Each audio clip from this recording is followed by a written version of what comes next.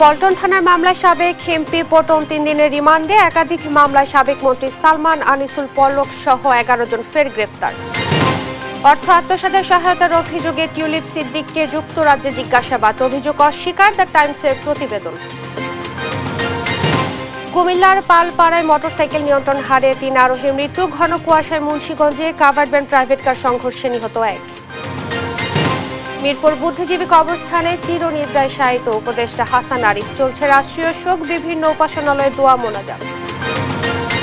মিয়ানমারের বিদ্রোহী গোষ্ঠীর দখলে বান্দরবানের সীমান্ত ঘেঁষা দেশটির 270 কিলোমিটার এলাকা, সতর্ক সীমান্ত রক্ষী বাহিনী বিজিবি। এবং ব্রাজিলের গ্রামাদো শহরে ব্যক্তিগত বিমান বিধ্বস্ত, পাইলট সহ 10 আরোহীর মৃত্যু। তুরস্কে অ্যাম্বুলেন্স হেলিকপ্টার বিধ্বস্তে নিহত 4। দেখছিলেন সংবাদ শিরোনাম, সঙ্গে আছে আমি ইশরাত জাহান মনি। এবারে বিস্তারিত। পল্টন থানার মামলায় সাবেক এমপি কামরুল আশরাফ খান পল্টনের 3 দিনের রিমান্ড মঞ্জুর করেছেন আদালত। সোমবার ঢাকার মেট্রোপলিটন ম্যাজিস্ট্রেট নাজমিন আক্তার এই আদেশ দেন। এদিকে বৈষম্য বিরোধী ছাত্র আন্দোলনে নিহতের ঘটনায় বিভিন্ন থানার একাধিক মামলায় সাবেক আইসিটি প্রতিমন্ত্রী জুনায়েদ আহমেদ পলক সহ বেশ কয়েকজনকে ফের গ্রেপ্তার দেখানো হয়েছে। সাবেক আইসিটি প্রতিমন্ত্রী জুনায়েদ আহমেদ পলককে নিউ মার্কেট থানায় করা মামলায় গ্রেফতার দেখিয়েছেন আদালত। সাবেক মেজর জেনারেল জিয়াউল আহসান ও সাবেক এমপি সাদেক খানকে মোহাম্মদপুর থানার মামলায় গ্রেফতার দেখানো হয়। এছাড়াও সাবেক প্রধানমন্ত্রী বাণিজ্য উপদেষ্টা সালমান এফ রহমান ও সাবেক আইজিপি চৌধুরী আব্দুল আল মামুন, সাবেক এমপি হাসানুল হক ইনুন মেনন ও সাবেক আইনমন্ত্রী আনিসুল হককে যাত্রাবাড়ী থানার মামলায় গ্রেফতার দেখানো হয়েছে।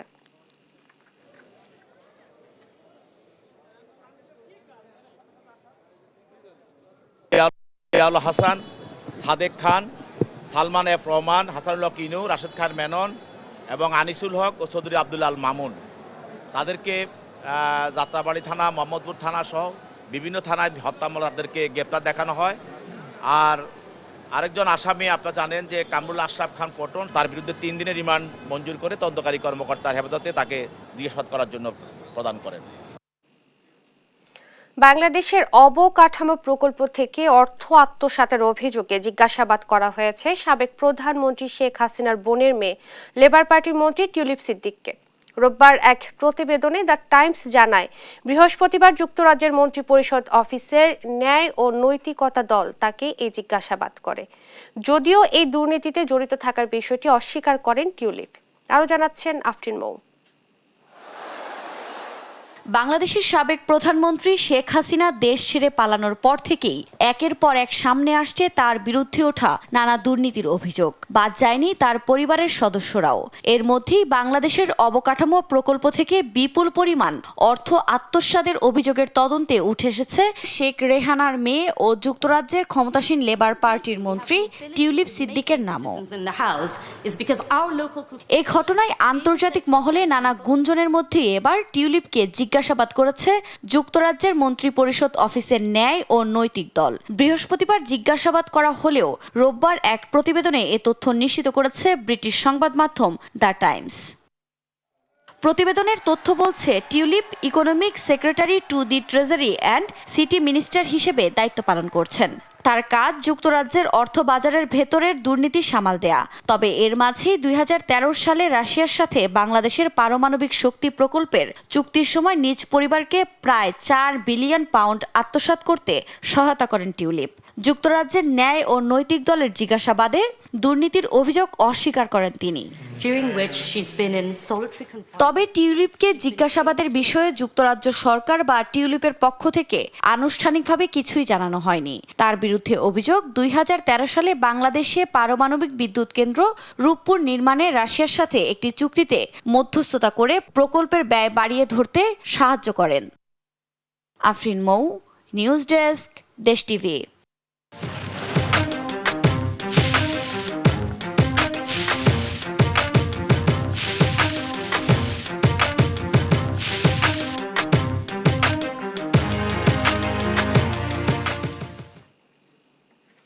2024 সালটা অপরাধের তীর্থ বছর হিসেবে স্মরণীয় হয়ে থাকবে ইতিহাসে। বছরের মাঝামাঝি বড় গণঅভ্যুত্থানের বিপরীতে পুলিশের গুলিতে গণহত্যা কালো অধ্যায় হয়ে থাকবে। শুধু তাই নয়, অভ্যুত্থানে পুলিশের গুলিতে ৮০,০০০-এর বেশি আহতের ঘা এখনো শুকায়নি। অভ্যুত্থানের আগে বিদেশের মাটিতে সংসদ সদস্য আনোয়ারুল আজিমের নৃশংস খুনের ঘটনার চাঞ্চল্যতা অবাক করেছিল দেশের মানুষকে। ২০২৪ সালের আলোচিত অপরাধ চিত্র তুলে ধরছেন শাহাদাত নিশাত।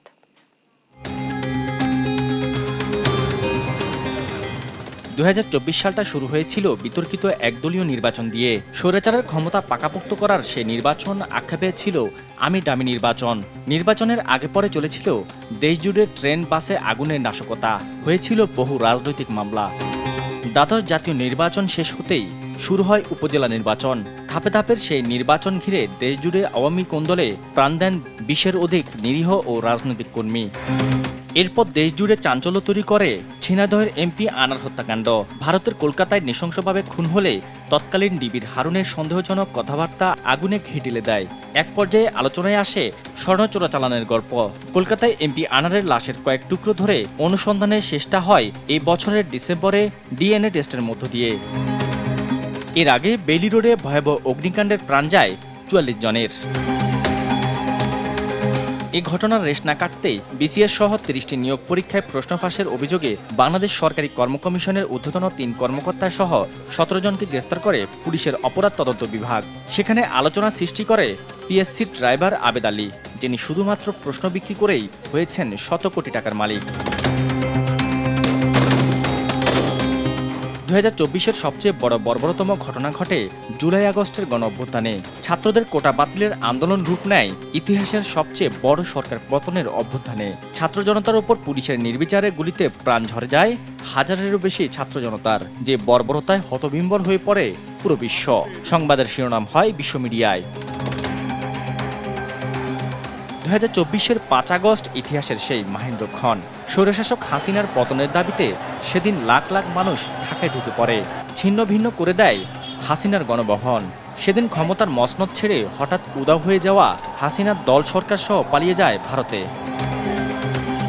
ক্ষমতার পাদপ্রদীপে চলে আসেন নোবেলজয়ী প্রফেসর ডক্টর ইউনূস। অন্তর্বর্তীকালীন সরকার ক্ষমতায় বসতে না বসতেই রাজপথে স্বৈরাচার দোসররা নানা রূপে ঢঙে দাবির মিছিল নিয়ে নামে রাজধানীতে।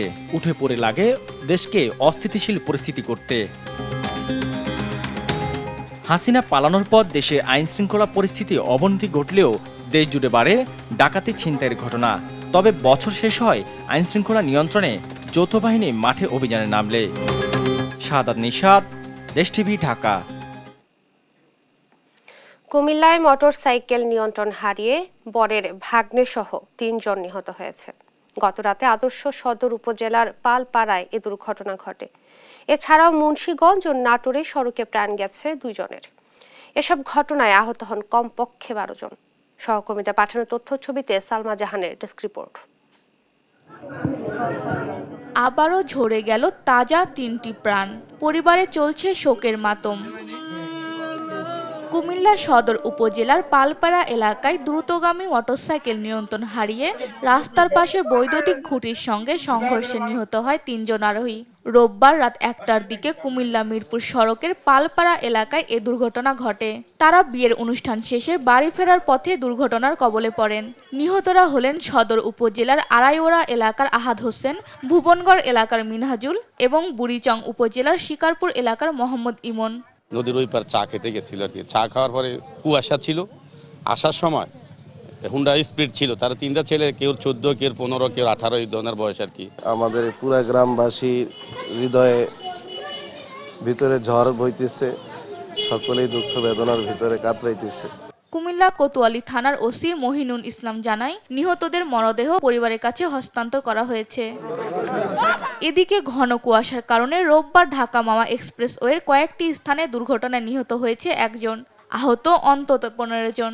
রোববার মহাসড়কের শিকারপুর আন্ডারপাস, নিমতলা, হাসরা ও চালতিপাড়া এলাকায় এসব দুর্ঘটনা ঘটে। সোমবারেও ঢাকা মাওয়া এক্সপ্রেসওয়েতে কাভার্ড ভ্যান ও প্রাইভেট কার সংঘর্ষে নিহত হয়েছে 1 জন। আহত হয়েছে 5 জন। নিহতদের মরদেহ ও আহতদের উদ্ধার করে শ্রীনগর উপজেলা স্বাস্থ্য কমপ্লেক্সে পাঠানো হয়।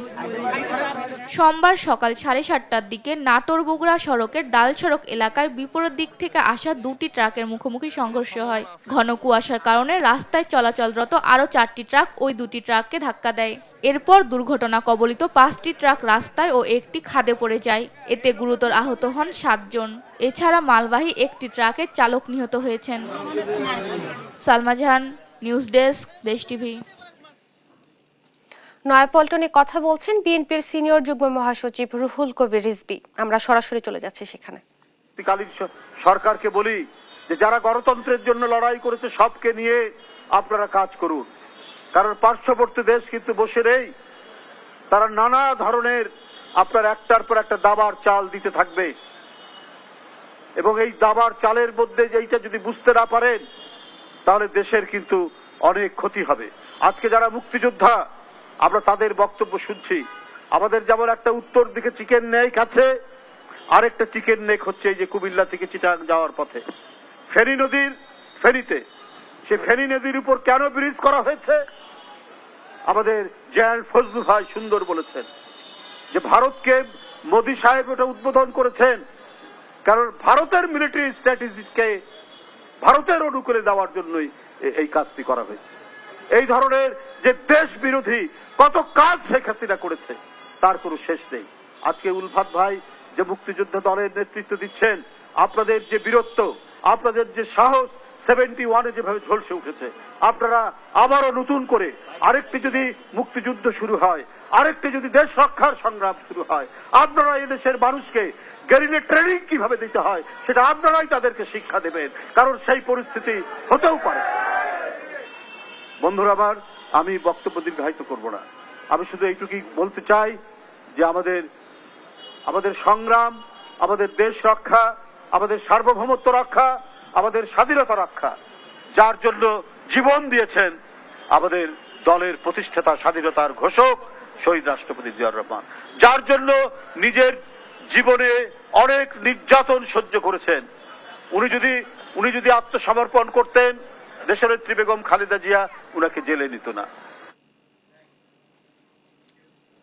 নয়াপল্টনে কথা বলছেন বিএনপির সিনিয়র যুগ্ম মহাসচিব রুহুল কবির রিজভী। শুনছিলাম তার বক্তব্য। এখন চলে যাব পরের প্রসঙ্গে।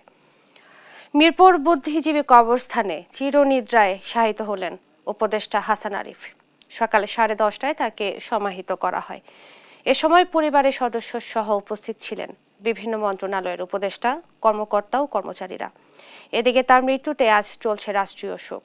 এ উপলক্ষে দেশের সব সরকারি, আধা সরকারি ও স্বায়ত্তশাসিত প্রতিষ্ঠান এবং শিক্ষা প্রতিষ্ঠান সহ সব সরকারি ও বেসরকারি ভবন এবং বিদেশে বাংলাদেশ মিশনগুলোতে জাতীয় পতাকা অর্ধনমিত রাখা হয়েছে। সেই সঙ্গে মরহুমের রুহের মাগফিরাত কামনা করে দেশের সব মসজিদে বিশেষ দোয়া অনুষ্ঠিত হবে। অন্যান্য ধর্মীয় প্রতিষ্ঠানে তার আত্মার শান্তির জন্য বিশেষ প্রার্থনার আয়োজন করা হবে। উপদেষ্টা এএফ হাসান আরিফ 20 ডিসেম্বর হৃদরোগে আক্রান্ত হয়ে রাজধানীর ল্যাভিট হাসপাতালে চিকিৎসাধীন অবস্থায় মারা যান।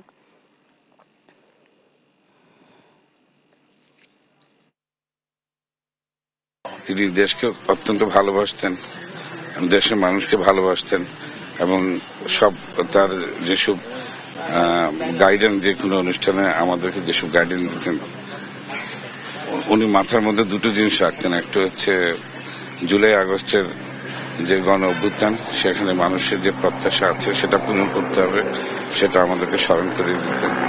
এবং উনি জনগণের প্রতি যেন আমরা নজর দিই, আমরা যেন সেই ট্র্যাডিশনাল অবস্থা থেকে বেরিয়ে এসে আমরা জনগণকে হয়রানি মুক্ত সেবা প্রদান করতে পারি, সে বিষয়ে সবসময় আমাদেরকে উনি নির্দেশ দিতেন। বান্দরবানের সীমান্ত ঘেঁষা মিয়ানমারের 270 কিলোমিটার এলাকা এখন মিয়ানমারের বিদ্রোহী গোষ্ঠী আরাকান আর্মির দখলে। সেখানে চলছে বিদ্রোহীদের মধ্যে সংঘাত। এমন পরিস্থিতিতে চোরাচালান সহ কোনোভাবে যাতে রোহিঙ্গা প্রবেশ করতে না পারে, সেজন্য সীমান্তবর্তী প্রায় 36.5 কিলোমিটার এলাকায় বাড়তি নিরাপত্তা জোরদার করেছে সীমান্ত রক্ষী বাহিনী বিজিবি। সহকর্মী আবুল বাশার নয়নের পাঠানো তথ্য ছবিতে বিস্তারিত তারেক মাহমুদ সুজনের ডেস্ক রিপোর্টে। বান্দরবানের নাইখংছড়ি উপজেলায় মিয়ানমারের সঙ্গে সীমান্ত এলাকা রয়েছে ৭১ কিলোমিটার, যার মধ্যে প্রায় ৩৬.৫ কিলোমিটার সীমান্ত এলাকা পাহারায় রয়েছে নাইখংছড়ি ব্যাটালিয়ন বিজিবি ১১। ওপারে মিয়ানমারের সীমান্তরক্ষী বাহিনী বিজিবি ২০২২ সালের সেপ্টেম্বর থেকে তাদের ক্যাম্পগুলোর দখল হারিয়েছে। বর্তমানে সেখানে বিদ্রোহী গোষ্ঠী আরাকান আর্মির অবস্থান। এমন সুযোগে সক্রিয় হয়ে উঠেছে কিছু চোরাকারবারি ও দালাল চক্র। তাদের অপরাধী দমনে সীমান্ত রোডে টহল জোরদার করেছে নাইখংছড়ি ব্যাটালিয়ন। পাশাপাশি সীমান্ত সড়ক সংলগ্ন এলাকায় নতুন ৬টি অস্থায়ী পোস্টের মাধ্যমে নজরদারি বাড়ানো হয়েছে। অপতৎপরতা রোধে সীমান্ত রোডে দিনরাত চলছে এফিসি টহল। বিজিবির এমন তৎপরতায় স্বস্তি ফিরেছে এলাকায়। আমরা যে শান্তিভাবে বসবাস করতেছি শুধুমাত্র তাদের চৌকস নেতৃত্ব, তাদের টহল জোরদার এবং তাদের যে অধিকতর তৎপরতার কারণে আমি মনে করি আজকে আমরা সুন্দরভাবে বসবাস করেছি। এই মানব পাচার আমাদের জন্য হুমকির ব্যাপার হয়েছে। এটা যে কোনো মূল্যেই ঠেকানো আমরা মনে করি এটা আমাদের জন্য জরুরি হয়ে পড়েছে। পাশাপাশি যদি জনগণ এবং আরো প্রশাসনিক কর্মকর্তা সব যারা প্রশাসনের দায়িত্বরত রয়েছেন তারা যদি আরো কঠোর হয় এবং জনগণের সার্বিক সহযোগিতা যদি পায় তাহলে ধরেন আরো অনেক অংশ কমে আসবে। সীমান্তের ওপারে অস্থিতিশীল পরিস্থিতি বিদ্যমান থাকলেও নাইখংছড়ি বিজিবি ১১ নিয়ন্ত্রিত সীমান্ত দিয়ে রোহিঙ্গা অনুপ্রবেশ রোধ করা সম্ভব হয়েছে। একজন রোহিঙ্গাও যাতে পারাইতে না পারে এই সহযোগিতা আমরা পাবলিকের পক্ষ থেকে, আমরা জনগণের পক্ষ থেকে করার আমরা চেষ্টা করব। বর্ডার ম্যানেজমেন্টের জন্য আমাদের বিজিবির ১১ ব্যাটালিয়ন এবং ৩৪ ব্যাটালিয়ন এখানে আছে। তারা সার্বক্ষণিকভাবে সীমান্ত রক্ষা করে যাচ্ছে। সীমান্তে চোরাচালান প্রতিরোধ করতে আইন শৃঙ্খলা রক্ষাকারী বাহিনী, জনপ্রতিনিধি ও স্থানীয় সচেতন নাগরিক সহ অন্যান্য সব সংস্থার সম্মিলিত প্রচেষ্টা প্রয়োজন বলে মনে করেন সবাই। নিউজ ডেস্ক, দেশ টিভি।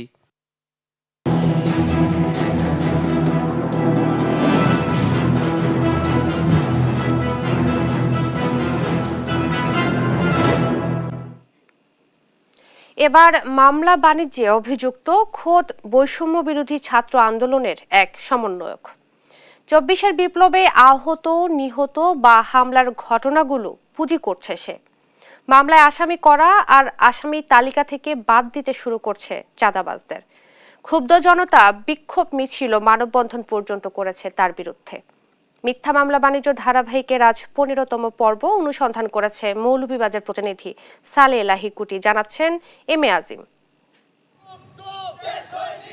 বৈষম্য বিরোধী ছাত্র আন্দোলনের নামে মামলা বাণিজ্যের প্রতিবাদে মৌলভীবাজারের রাজপথে আবারও ছাত্র জনতা।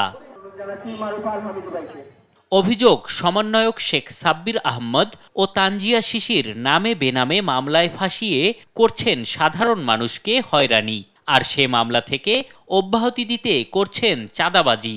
বাধ্য হয়ে ছাত্রদের সকল কার্যক্রম থেকে তাদের অব্যাহতি দিয়েছে বৈষম্য বিরোধী ছাত্র আন্দোলনের সদস্যরা। বিভিন্ন মামলাগুলা ঘাটাঘাটি করে যেটা দেখা যায় যে বেশ কিছু মামলা আসলে স্রেফ বাণিজ্যের জন্য করা হয়েছে।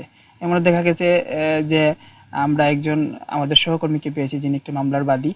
সে তাকে আর্থিক লেনদেনের সাথে সম্পৃক্ত থাকার প্রমাণিত হওয়ার পরে আমরা তাকে সকল কার্যক্রম থেকে বিরত রেখেছি। বর্তমানে যে মামলাগুলো এরা মামলা বাণিজ্য করার লাই মামলা দেয়, প্লাস টাকা খাওয়ার লাই তারা মামলা দেয়। মিথ্যা মামলা হয়রানির শিকার জেলার শত শত মানুষ।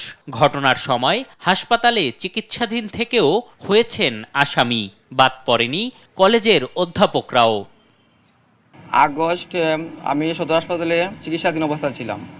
৩ আগস্ট দেখেই আমার উপর একটি মিথ্যা মামলা করানো হয়েছে। মৌলভীবাজার 3 আগস্ট কোনো ঘটনা বৈষম্য ছাত্র আন্দোলনের কোনো প্রোগ্রাম হয়েছিল না, কিন্তু সেই মিথ্যা বানোয়াট একটি মামলা করে মামলা বাণিজ্য করার জন্য হয়রানিমূলক আসামি আমাকে করা হয়েছে। তো এই মামলা বাণিজ্য যাতে কেউ করতে না পারে এই জন্য আমি প্রশাসনের সহযোগিতা চাইছি, এবং আমি আশা করব যে যারা এই মামলা দিয়েছে তাদের বিরুদ্ধে প্রশাসন কার্যকর ব্যবস্থা গ্রহণ করবে।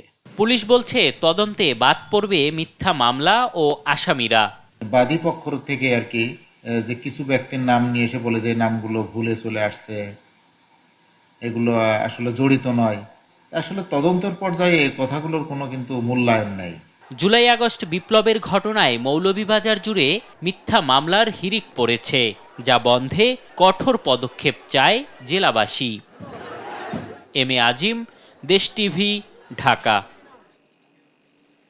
বৈষম্য বিরোধী ছাত্র জনতার আন্দোলনে গুলিবিদ্ধ মাদ্রাসা শিক্ষার্থী মোহাম্মদ আরাফাত মারা গেছেন। রোববার রাত 10:30টায় সম্মিলিত সামরিক হাসপাতালে শেষ নিঃশ্বাস ত্যাগ করেন তিনি। গত 5 আগস্ট উত্তরার আজমপুর পূর্ব থানার সামনে তিনি গুলিবিদ্ধ হন। এরপর প্রথমে তাকে আধুনিক হাসপাতালে নিলে সেখান থেকে ফেরত পাঠালে নেওয়া হয় কুর্মিটোলা হাসপাতালে। সেখানে তার অবস্থার অবনতি হলে তাকে পাঠানো হয় সিএমএইচে। 4.5 মাস সেখানে ভর্তি থাকার পর রোববার রাতে মারা যান এই কিশোর। ঘাতক বুলেট আরাফাতের বাঁ পাঁজর দিয়ে ঢুকে পাঁজরের হাড্ডি ও মেরুদণ্ড ভেঙে ডান পাশ দিয়ে বের হয়ে যায়। এতে তার একটি কিডনিও নষ্ট হয়ে যায়। সোমবার বিকেল 3টায় কেন্দ্রীয় শহীদ মিনারে তার জানাজা অনুষ্ঠিত হবে।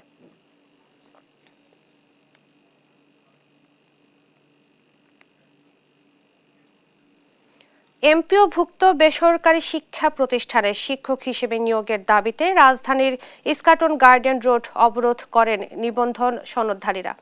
সকাল থেকে সড়কে তারা অবস্থান কর্মসূচি পালন করেন। এনটিআরসি নিবন্ধিত নিয়োগ প্রত্যাশী শিক্ষক পরিষদ ব্যানারে এই শাটডাউন কর্মসূচি পরিচালিত হচ্ছে। দাবি না মানা পর্যন্ত এই কর্মসূচি অব্যাহত রাখার হুঁশিয়ারিও দেন তারা। এনটিআরসির সামনে আমরা শাটডাউন ঘোষণা করছি। মনে রাখবেন, আমি দোষর, সেখানে দোষর দালাল রয়েছে, তাদের বিরুদ্ধে এখানে শাটডাউন ঘোষণা করা হবে। আমি বলতে চাই যে দাবি যেহেতু যৌক্তিক, দাবি যেহেতু সম্পূর্ণ যৌক্তিক, অর্থাৎ এই দাবির পক্ষে বাংলাদেশে লক্ষ লক্ষ শিক্ষার্থী, লক্ষ লক্ষ ছাত্র সমাজ রয়েছে। অতএব এই দাবি মানা না পর্যন্ত এনটিআরসির সামনে আমরা শাটডাউন ঘোষণা করছি। দেখছেন সংবাদ দুপুর।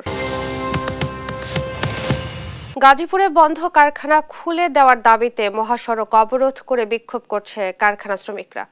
সোমবার সকালে ঢাকা টাঙ্গাইল মহাসড়কের কোনাবাড়ি এলাকায় এ কর্মসূচি করে এমএম নিটওয়্যার লিমিটেড ও মামুন নিটওয়্যার লিমিটেড কারখানার শ্রমিকরা। এতে মহাসড়কে সৃষ্ট দীর্ঘ যানজটে চরম ভোগান্তিতে পড়েন যাত্রীরা। শ্রমিকরা জানান, কোনো কারণ ছাড়াই কারখানা দুটি অনির্দিষ্টকালের জন্য বন্ধ ঘোষণা করে কর্তৃপক্ষ। এ নিয়ে তারা গতকাল বিক্ষোভ করেন, কিন্তু কারখানায় সকাল থেকে আবারও বিক্ষোভে নামে তারা। গাজীপুর মেট্রোপলিটনের কোনাবাড়ি থানার ওসি নজরুল ইসলাম জানান, শ্রমিকদের সঙ্গে কথা বলে বিষয়টি সমাধানের চেষ্টা চলছে।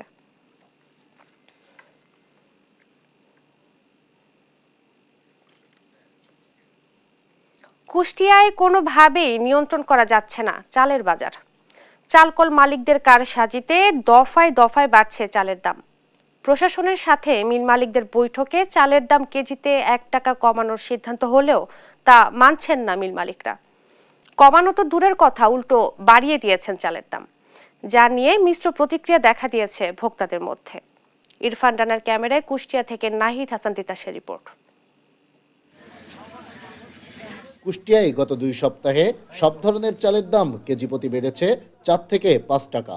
এরই পরিপ্রেক্ষিতে চালের বাজার নিয়ন্ত্রণে 18 ডিসেম্বর মিল মালিকদের সাথে বৈঠকে বসেন জেলা প্রশাসক। সিদ্ধান্ত হয় সব ধরনের চালের দাম কেজিতে 1 টাকা কমানোর। কিন্তু সেই সিদ্ধান্তের কয়েকদিন পার হয়ে গেলেও দাম কমাতো দূরের কথা, উল্টো বাজারে বেড়েছে সব ধরনের চালের দাম।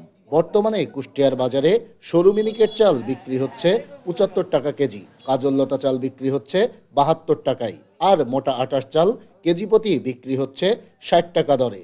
আমরা সকাল থেকে যেসব জায়গা থেকে চাউল কিনি সেসব মিলে আমরা সকাল থেকে খোঁজ নিচ্ছি, আগের মতোই পূর্ব নির্ধারিত দামে চালটা বিক্রি হচ্ছে।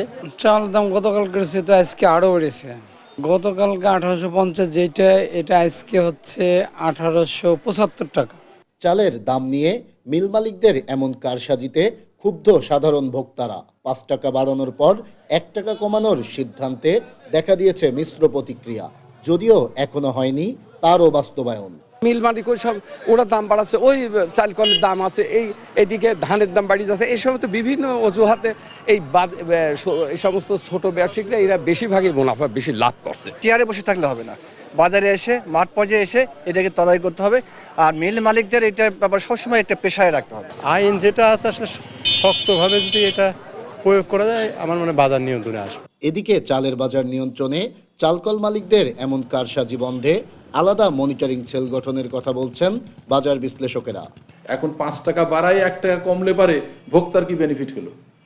এখানে তো ভোক্তাদের সাথে চালাকি করা হচ্ছে এবং জানি না এর সাথে প্রশাসন কতটুকু সম্পৃক্ত আছে কি নাই, কিন্তু এগুলো তো অবশ্যই মনিটরিং করা দরকার। এটা সত্যিকার অর্থেই চাউলের জন্য আলাদা একটা মনিটরিং টিম পার্মানেন্ট রাখা দরকার, যে অবস্থা বিরাজ করছে আমাদের দেশে। আর জেলা প্রশাসক বলছেন, প্রতিশ্রুতির পরেও যদি মিল মালিকরা চালের দাম বাড়ায় তবে তাদের বিরুদ্ধে নেওয়া হবে ব্যবস্থা। অবশ্যই নিব। আমার এখানে কমিটমেন্ট করে দেওয়ার পরে যদি ওনারা বাড়িয়ে থাকে আমরা অবশ্যই এটা বিষয়ে কথা বলবো, ঠিক আছে? ওনারা কমিটমেন্ট করে যে যদি এটা করে, এটা তো ওনারা ঠিক করছেন না। চাল নিয়ে মিল মালিকদের চালবাজি বন্ধে প্রশাসনকে আরও কঠোর হওয়ার তাগিদ সাধারণ ভোক্তাদের। নাহিদ হাসান তিতাস, দেশ টিভি, কুষ্টিয়া। 25 ডিসেম্বর খ্রিস্টানদের সবচেয়ে বড় ধর্মীয় উৎসব ক্রিসমাস। বাংলায় বড়দিন হিসেবে অভিহিত করা হয় দিনটিকে। দিবসটি উদযাপনে নোয়াখালীতে বরাবরের মতো এবারও সাজছে গির্জাগুলো। নেওয়া হয়েছে নানা প্রস্তুতি। মাওলা সুজনের তথ্যচিত্রে বিস্তারিত জানাচ্ছেন আব্দুল্লাহ আল মারুফ। নোয়াখালীর সোনাপুরের লুর্দেরানি গির্জা আলোকসজ্জা করা হয়েছে ফটকের শুরু থেকেই। ক্রিসমাস ট্রিতে লাগানো হয়েছে রঙিন বাতি। গির্জার ভেতরে চলছে চূড়ান্ত আলোকসজ্জা। সবার ভিতরে বিরাজ করছে উৎসবের আমেজ। 24 ডিসেম্বর রাত থেকেই শুরু হবে বড়দিনের উৎসব। তবে মূল অনুষ্ঠান হবে 25 ডিসেম্বর সকালে। প্রধান প্রীতি ও প্রার্থনা হবে সকাল থেকেই। বড়দিনকে ঘিরে অনুষ্ঠানমালা চলবে 1 জানুয়ারি পর্যন্ত। এদিন স্বাগত জানানো হবে ইংরেজি নববর্ষকে। এবারের প্রার্থনায় দেশবাসীর জন্য বিশেষ চাওয়া থাকবে যেন সবাই ঐক্যবদ্ধভাবে দেশের সমৃদ্ধি উন্নয়নে কাজ করতে পারে। একই সাথে দেশের শান্তি ও সম্প্রীতি যেন বজায় থাকে তার জন্য বিশেষ প্রার্থনা করা হবে বলে জানান গির্জা কমিটি। নোয়াখালীতে আমরা বিগত প্রায় 500 বছরের ঐতিহ্য ধরে আমরা খ্রিস্টীয় এই অনুষ্ঠানগুলো করে যাচ্ছি। 31 ডিসেম্বরে আমাদের রাতে এখানে প্রার্থনা অনুষ্ঠান চলবে। বড়দিন সবার মাঝে শান্তি ও আনন্দ বয়ে আনুক, এমনটাই চাওয়া খ্রিস্ট ধর্মাবলম্বীদের। ধর্মে খ্রিস্টান কিন্তু আমাদের সবাই যার যার উৎসব, যার যার ফুর্তি সবাই। এটাই প্রার্থনা করব আমরা যেন সবাই একতাবদ্ধ হয়ে, জাতি ধর্ম নির্বিশেষে সবাই যেন আমরা একতাবদ্ধ হয়ে মিলেমিশে চলাফেরা করতে পারি। সবাই যেন দিন শেষে একসাথে মিলেমিশে থাকতে পারি, এটাই আমার চাওয়া। আরেকটি বড় প্রত্যাশা থাকে যেন আমরা বড়দিন আনন্দ সবার সাথে ভাগ করে নিতে পারি। বড়দিন মূলত খ্রিস্ট জয়ন্তী।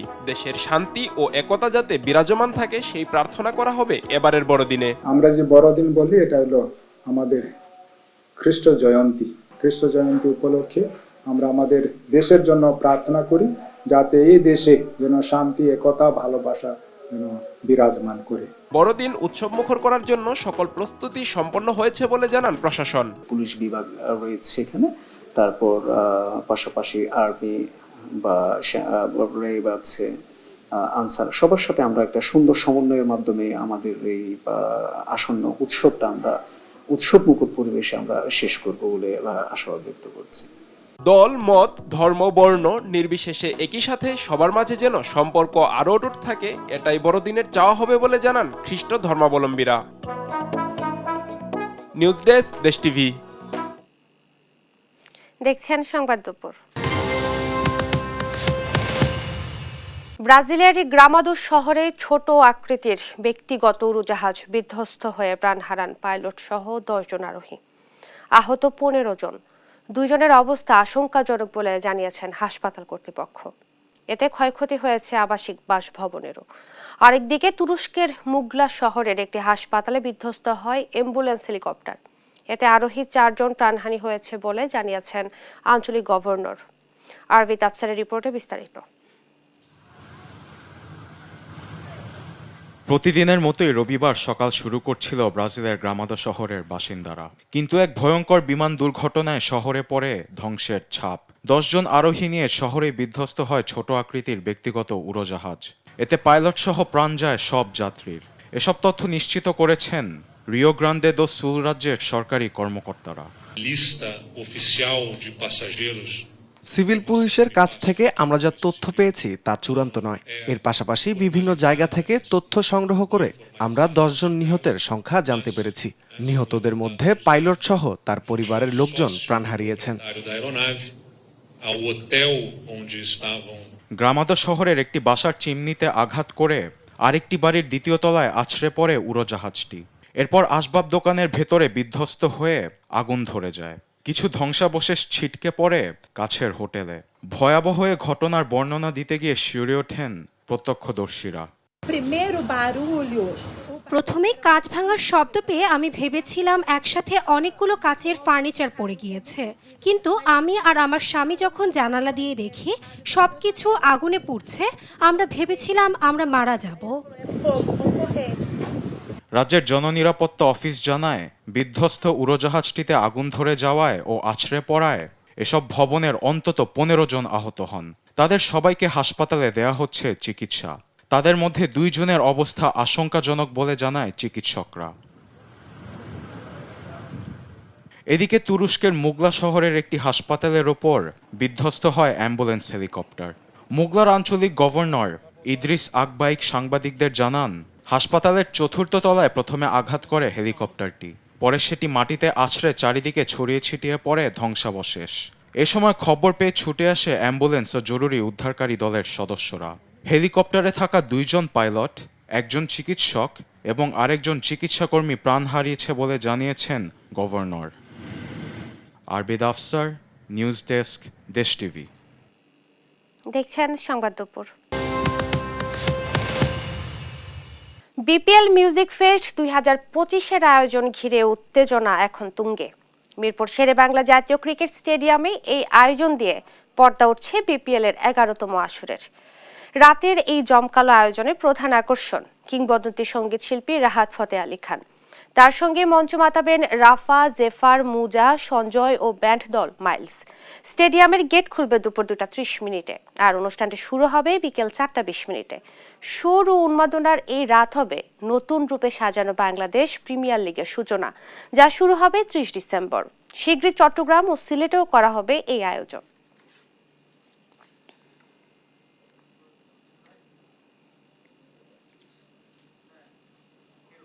ফুটবলের খবর। ইংলিশ প্রিমিয়ার লিগে বড়দিনের আগে শেষ ম্যাচে টটেনহ্যামের বিপক্ষে বড় জয় পেয়েছে টেবিল টপার লিভারপুল। অন্যদিকে ভাগ্য বদলাচ্ছে না ম্যানচেস্টার ইউনাইটেডের। বোর্নমাউথের বিপক্ষে 3-0 গোলে হেরেছে আমুরিমের দল। আর লা লিগায় সেভিয়াকে হারিয়ে পয়েন্ট টেবিলে বার্সেলোনাকে টপকে গেল রিয়াল মাদ্রিদ। একই রাতে আরেক ম্যাচে চেলসিকে রুখে দিয়েছে এভারটন। বিস্তারিত ডেস্ক রিপোর্টে। কোচ বদলেও যেন ভাগ্য বদলাচ্ছে না ম্যানচেস্টার ইউনাইটেডের। বোর্নমাউথের বিপক্ষে রীতিমতো উড়েই গেল রেড ডেভিলসরা। ঘরের মাঠে 3-0 গোলে হেরেছে ইউনাইটেড। ম্যাচের শুরু থেকেই বলের দখল ছিল ম্যানইউর। 60% বলের দখল রেখে 23টি শট নিয়েছেন তারা, কিন্তু আসল যে কাজ সেই গোলটাই করতে পারেননি। অন্যদিকে কম সুযোগেও বাজিমাত এই মৌসুমের অন্যতম চমক বোর্নমাউথ। ম্যাচের প্রথমার্ধেই দেজান হুইসেনের গোলে এগিয়ে থেকে বিরতিতে যান তারা, আর দ্বিতীয়ার্ধের গোল দুটি করেছেন জাস্টিন ক্লুইভার্ট ও আন্তোনে সেমেনু। এর আগে গত ডিসেম্বরেও লিগ ম্যাচে ওল্ড ট্রাফোর্ডে এসেই একই ব্যবধানে ইউনাইটেডকে হারিয়েছিল বোর্নমাউথ।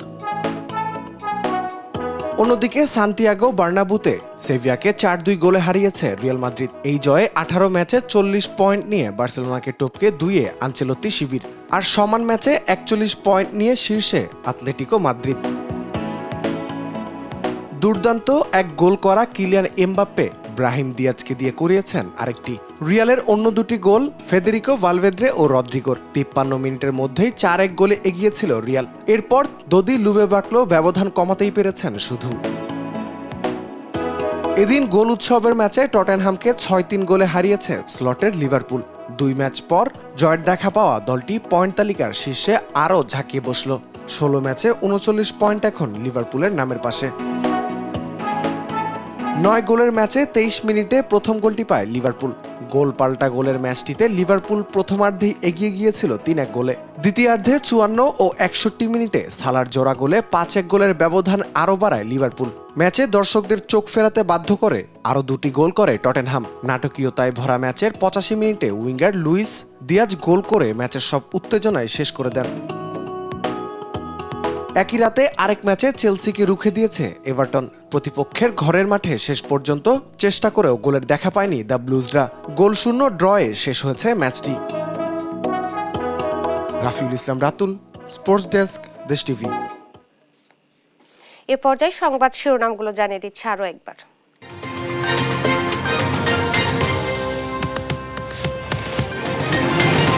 পল্টন থানার মামলায় সাবেক এমপি পটন 3 দিনের রিমান্ডে। একাধিক মামলায় সাবেক মন্ত্রী সালমান, আনিসুল পলক সহ 11 জন ফের গ্রেপ্তার। অর্থ আত্মসাতে সহায়তার অভিযোগে টিউলিপ সিদ্দিককে যুক্তরাজ্যে জিজ্ঞাসাবাদ, অভিযোগ অস্বীকার। দ্য টাইমসের প্রতিবেদন। কুমিল্লার পালপাড়ায় মোটরসাইকেল নিয়ন্ত্রণ হারিয়ে 3 আরোহীর মৃত্যু। ঘন কুয়াশায় মুন্সিগঞ্জে কাভার্ড ভ্যান প্রাইভেট কার সংঘর্ষে নিহত 1। মিরপুর বুদ্ধিজীবী কবরস্থানে চিরনিদ্রায় শায়িত উপদেষ্টা হাসান আরিফ। চলছে রাষ্ট্রীয় শোক, বিভিন্ন উপাসনালয়ে দোয়া মোনাজাত। মিয়ানমারের বিদ্রোহী গোষ্ঠীর দখলে বান্দরবানের সীমান্ত ঘেঁষা দেশটির 270 কিলোমিটার এলাকা। সতর্ক সীমান্তরক্ষী বাহিনী বিজিবি। এবং ব্রাজিলের গ্রামাদো শহরে ব্যক্তিগত বিমান বিধ্বস্ত, পাইলট সহ 10 আরোহীর মৃত্যু। তুরস্কে অ্যাম্বুলেন্স হেলিকপ্টার বিধ্বস্তে নিহত 4। এই ছিল এখনকার সংবাদ দুপুর। পরের বুলেটিন দেখার আমন্ত্রণ রইল। এছাড়া দেশ টিভির সর্বশেষ সব খবর পেতে ভিজিট করুন www.desh.tv। ফেসবুকে আমাদের সঙ্গে যুক্ত থাকুন দেশ টিভি অথবা দেশ টেলিভিশন পেজে। সর্বশেষ সব ভিডিও পেতে ইউটিউবে আমাদের হ্যান্ডেল @দেশ টেলিভিশন অথবা @দেশ টিভি নিউজ লিখে সার্চ করুন। ধন্যবাদ সবাইকে।